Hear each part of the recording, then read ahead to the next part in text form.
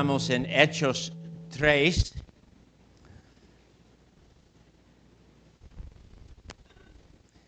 Hechos 3. No vamos a leer todo de versículos 1 a 10.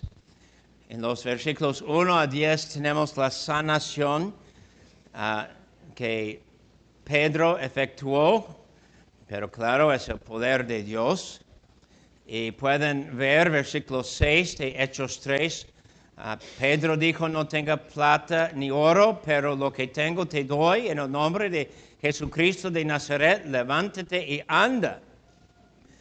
Y después de verle sanado, tenemos 9 y 10, todo el pueblo le vio andar y alabar a Dios, y le reconocían que era él que se sentaba a pedir limosna a la puerta del templo, la hermosa, y se llenaron de asombro y espanto por lo que le había sucedido. El punto que queremos hoy no tiene que ver con el milagro, pero la respuesta. Eso tenemos aquí en los versículos 11 hasta el fin del capítulo. Leo. Y teniendo asidos a Pedro y a Juan, el cojo que había sido sanado, todo el pueblo, atónito, concurrió a ellos al pórtico que se llama de Salomón. Viendo esto, Pedro respondió al pueblo: varones israelitas, ¿por qué os maravilláis de esto? ¿Por qué ponéis los ojos en nosotros, como si por nuestro poder o piedad hubiésemos hecho andar a este? El Dios de Abraham, de Isaac y de Jacob, el Dios de nuestros padres, ha glorificado a su Hijo Jesús, a quien vosotros entregasteis y negasteis delante de Pilato, cuando éste había resuelto ponerle en libertad. Mas vosotros negasteis al santo y al justo y pedisteis que se os diese un homicida. Y mataste al autor de la vida, a quien Dios ha resucitado de los muertos, de lo cual nosotros somos testigos. Y por la fe en su nombre, a este que vosotros veis y conocéis, le ha confirmado su nombre, y la fe que es por él ha dado a esta completa sanidad. Esta completa sanidad en presencia de todos vosotros. Mas ahora, hermanos, sé que por ignorancia lo habéis hecho, como también vuestros gobernantes. Pero Dios ha cumplido así lo que había antes anunciado por la boca de todos sus profetas, que Jesucristo había de padecer. Así que arrepentíos y convertíos para que sean borrados vuestros pecados, para que vengan de la presencia del Señor tiempos de refrigerio. Y Él envíe a Jesucristo, que os fue antes anunciado, a quien de cierto es necesario que el cielo reciba hasta los tiempos de la restauración de todas las cosas, de que habló Dios por boca de sus santos profetas que han sido desde tiempo antiguo. Porque Moisés dijo a los padres: el Señor vuestro Dios os levantará profeta de entre vuestros hermanos, como a mí. A él oiréis en todas las cosas que os hable. Y toda alma que no oiga a aquel profeta será desarraigada del pueblo. Y todos los profetas, desde Samuel en adelante, cuantos han hablado, también han anunciado estos días. Vosotros sois los hijos de los profetas y del pacto de Dios que hizo con nuestros padres, diciendo a Abraham: en tu simiente serán benditas todas las familias de la tierra. A vosotros primeramente Dios, habiendo levantado a su Hijo, lo envió para que os bendijese, a fin de que cada uno se convierta de su maldad. Queridos amigos, es importante para la iglesia recordar que lo que va pasando hoy en la iglesia, lo que va pasando en tu vida, lo que esperamos ver en los hijos nuestros cuando son convertidos a Cristo Jesús tiene que ver con el poder que hay en Jesús, no en personas. Fue el siglo VIII cuando un papa de Roma estuvo en la tesorería de la iglesia y tomando la riqueza de oro en sus manos, él dijo a un obispo, amigo suyo a su lado, jamás dirá la iglesia, de oro y plata tengo nada. Como las palabras de Pedro que leímos, versículo 6. Y el obispo respondió al Papa y dijo, sí, y jamás la iglesia diría, en el nombre de Jesucristo de Nazaret, levántate y anda. Es un comentario que reconocemos hasta hoy porque dice algo fuerte en nosotros. El propósito de la iglesia no es ser rico. El propósito de la iglesia no es tener bastante para hacer muchas cosas con su oro y plata. El propósito de la iglesia es anunciar Jesucristo y su poder. Y nosotros tenemos que recordar que el punto no fue sanar todas las personas alrededor de Pedro y Juan aquel día. El punto fue anunciar con fuerza, con la grandeza del poder que hay en la resurrección de Cristo. Anunciar salvación. Y nosotros decimos, como mi primer punto de hoy, no tenemos esa sanación en las Escrituras para causarnos pensar en hacer o querer hacer tales sanaciones. No tenemos escrito aquí esa sanación para causarnos esperar en tales sanaciones hoy en día. No hay en el Nuevo Testamento ni alguna escritura, o no hay ninguna escritura, que nos enseñe a esperar que hay poder hacer igualmente como los apóstoles. Al contrario, esperar en Dios que hace lo imposible en causarnos ser convertidos a Él. El punto del pasaje no es anunciar que todas las ciudades tienen que llevar a cabo sanaciones. No. Fue una obra espiritual de los apóstoles. Deben abrir sus Biblias a 2 de Corintios 12 y versículo 12. Aquí tenemos una pista de quiénes eran los apóstoles y cómo eran conocidos como apóstoles.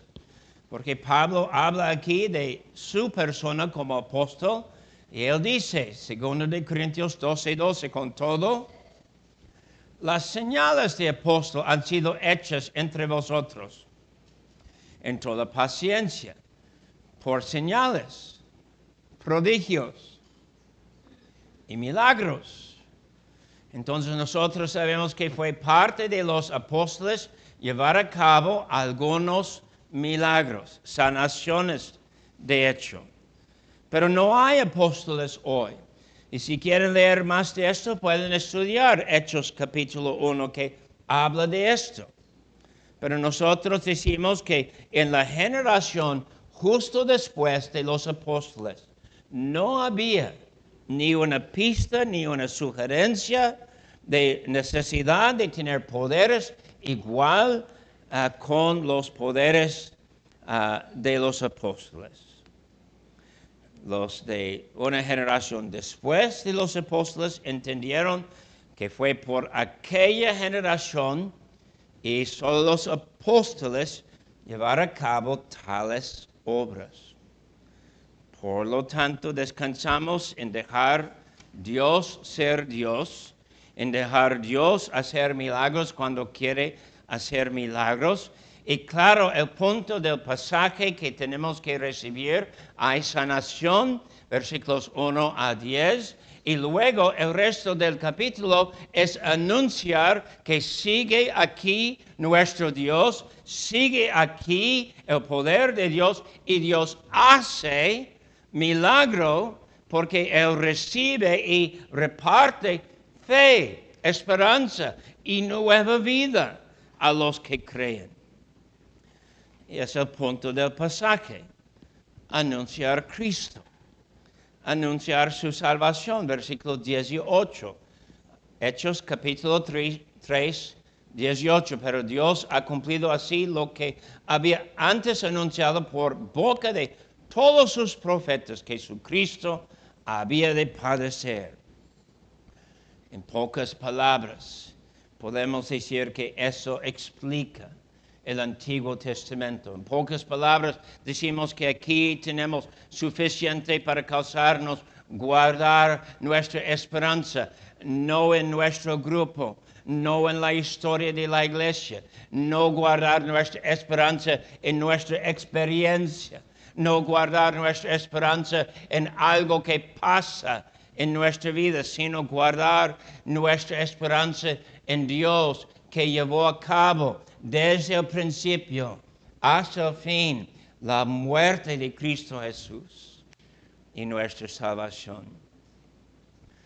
Y eso de anunciar al Salvador fue, versículo 13, glorificar a Dios.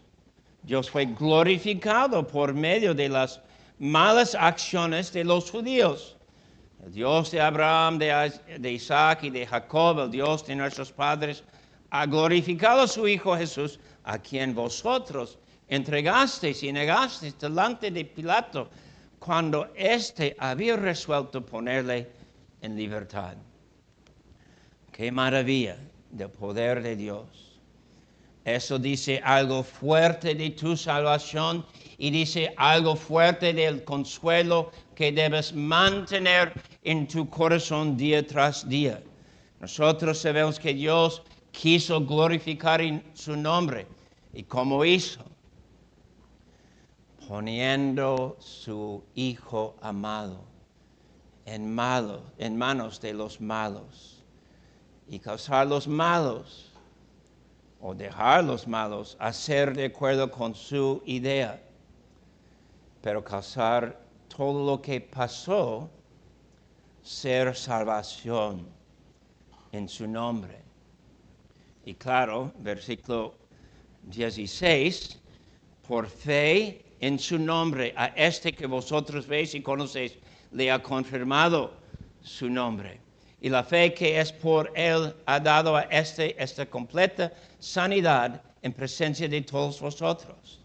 Deben echar una vista en los versículos 1 a 10. No dice allí en 1 a 10 de la fe del hombre. Solo dice que Pedro habló y el hombre se paró, levantando, caminando y de hecho como casi bailando, en el sentido de con gozo, regocijando en sus piernas, abajo de su cuerpo, guiándole mover. Pero aquí, versículo 16, explica lo que pasó. Fue fe en el nombre de Jesús. Fe es la base de esta sanación, pero principalmente tenemos que recibir que fe es la base de nuestra salvación, de ser los que están en Cristo Jesús. Versículo 19 habla así de la salvación, algo más allá. Dice así que arrepentíos y convertíos para que sean borrados vuestros pecados, para que vengan de la presencia del Señor tiempos de refrigerio. Y la salvación. Se nota aquí que aquí en 19 no se dice nada de fe, solo dice de arrepentir, de convertirse. Y es algo entendido. Obviamente vas a arrepentir serás convertido si crees. Y así nosotros decimos que podemos distinguir entre verdadera fe y una fe falsa. La verdadera fe toma en cuenta que hay una respuesta que va pasando. Cristo murió, quiero ser arrepentido. Cristo murió, quiero ser convertido. Y claro, queridos amigos, aguas. Porque hoy en día tenemos algo que nombramos decisionismo, o la idea que una persona toma decisión y esa decisión es su salvación. Y oigo esto de muchas personas que son personas en nuestros barrios aquí. No, es que hace años yo tomé decisión, soy cristiano. Bueno, y luego de preguntarles de vivir en Cristo, de ser arrepentidos, de orar cada día, de querer estudiar la palabra de Dios. Oh, nada de esto. Nada de esto. La salvación que encontraron es autosalvación. Y autosalvación no es salvación del Señor, es de su propia persona. Ellos piensan que han hecho una obra y esa obra fue obra propia, su obra, y así son salvos. Aguas, hay muchas formas en que esa enseñanza está en la iglesia hoy en día. Pedro contra esto anuncia una salvación en términos que nosotros podemos entender y, claro, buscar y ver si están presentes en nosotros o no. Pero aguas porque también estas palabras, términos, vienen a nosotros, versículo 19, en forma de mandamiento. Tú dices que puedes recibir, que había personas sanadas en los tiempos de Pedro. No estabas allí, pero crees. Pero si crees, debes recibir lo que Pedro dice, versículo 19, de ser arrepentido y ser convertido. Esas dos palabras son similares en mucho de su significado. Arrepentir quiere decir volver atrás, cambiar la dirección, tomar otro camino. Decir que el pasado y lo que creíste fue mal. Y vas a tomar otro camino. Convertirse aquí no tiene que ver con una acción específica que pasa y ya. No, tiene que ver con dar vuelta, regresar, ser cambiado. La mayoría de veces que tenemos esta palabra, tenemos la idea de una acción de Dios, pero es una acción de Dios y a la vez tú tienes que recibir que es mandamiento. Tú tienes que recibir que Dios te manda ser convertido. Y queridos amigos, aguas. Hay muchos que van a decir que por decisión, ¿verdad? Muchos que van a decir por esfuerzo son salvos. Pero el punto aquí es reconocer que cuando somos cristianos, cuando creemos en la muerte de Cristo, cuando recibimos que Cristo dio su sangre por nuestro pecado, que claro, entendemos que ahora Dios manda lo que es nuestra vida. Y Él nos manda algo que es un cambio. Pero no llevas a cabo el cambio en tu fuerza. Y es algo que he visto es el mero punto de muchos de nuestros conocidos cayendo en pecado. Es sorpresa, ¿verdad?, cuando encontramos hermano que cae en pecado, caminaba con nosotros, congregaba con nosotros por un tiempo y de repente quizás la persona misma cae en un pecado y piensa para sí mismo que es una sorpresa, que cayó en una tentación. Y él dice a nosotros, oh, fue sorpresa para mí también, nunca pensé que fui capaz de hacer tal cosa. Pero pasó. Y creo que aquí el problema tiene que ver con entender bien lo que es fe y la respuesta de fe en ver lo que Dios hace en nosotros. Y digo que tenemos algo de una pista de esto si podemos ver el último versículo del capítulo. Y aquí Pedro regresó a su punto principal después de explicar que fue nuestra necesidad escuchar a Cristo, que es profeta, y que toda la Biblia, 24, comenzando con Samuel, hablaba de Cristo. Y luego 26, a vosotros primeramente Dios, habiendo levantado a su Hijo, lo envió para que os bendijese, a fin de que cada uno se convierta de su maldad. Tiene que ver con lo que va pasando. Y no es algo que va pasando en un momento. La idea aquí es, claro, entender Cristo sigue presente a nosotros.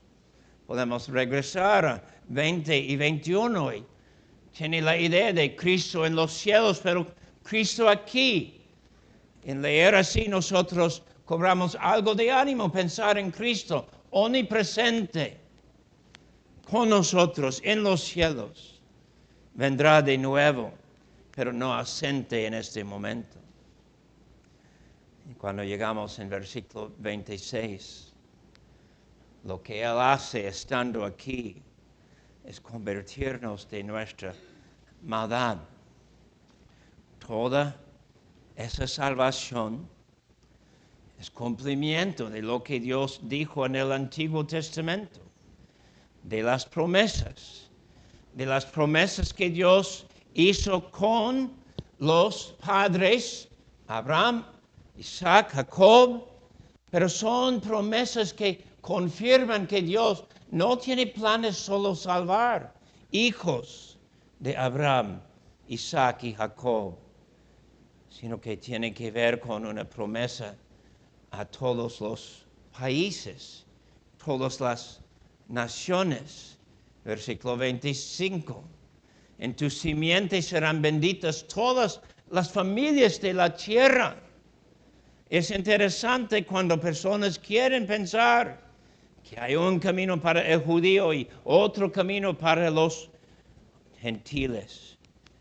Dice el Espíritu Santo que no, que el mero punto de las promesas que Dios dio a los patriarcas, que Dios dio y guardó en su cumplimiento por todos los siglos, fue específicamente para causar todas las naciones oír y participar y recibir y querer lo que Cristo es y tiene.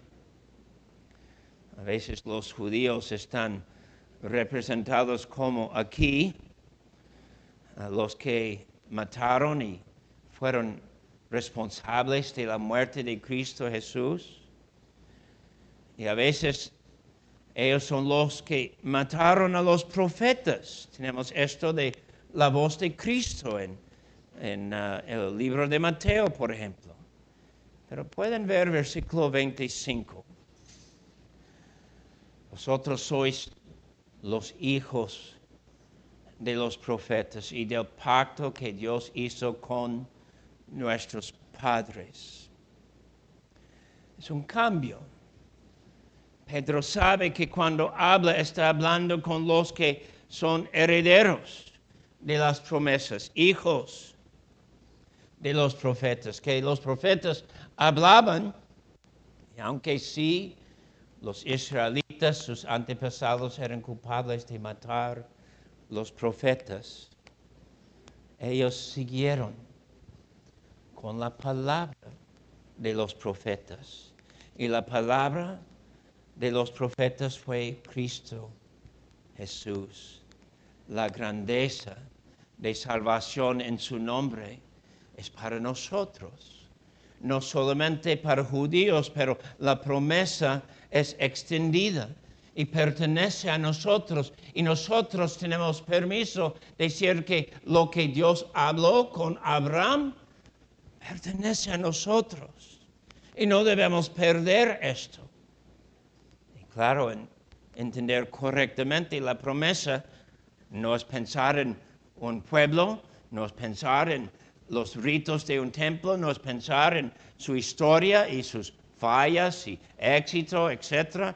Es pensar en la persona representada en la promesa.